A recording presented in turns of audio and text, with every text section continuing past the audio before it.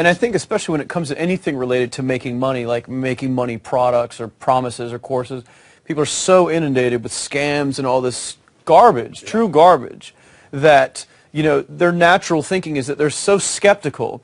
It's like they fall into the conditioning of, well, if anything's ever going to work, that thing has to prove it to me before I believe anything.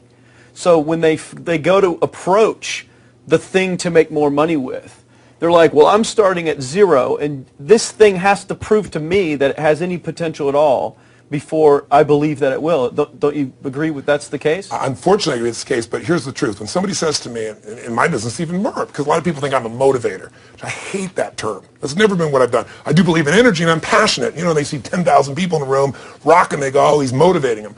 I believe in peak state. You get a top athlete, you get in a concert, and you get in state, right? The problem is, to defend themselves so they won't be disappointed again, they lower their expectations. So someone will say to me, well, I'm skeptical or I'm pessimistic. And my response to them is, no, man, you're gutless. It takes no guts to be skeptical. You don't have to have any capacity to be a critic. And now with the web, you don't even have to own that you're the one being the critic. You can burn somebody and, you know, anonymously, right? I said, you know what? It takes guts to believe. And if you think something's going to do it for you without you putting your guts on the line, you might as well forget it right now. So this idea that I'm skeptical or they got to prove it to me, it's the biggest lie. What that really is your fear talking. You're so scared of failing, you don't even want to get your hopes up. And if you don't get your hopes up, you might say, well, what if they get their hopes up and somebody gets disappointed? How many disappointments have we experienced in our business careers and in our lives? The difference is some people take disappointment and let it destroy them. Other people take disappointment and let it drive them. And you get to choose. Are you going to turn this thing into why it didn't work and a bunch of stories and excuses, or are you going to take this thing that didn't work and figure out what are you going to do to make it work?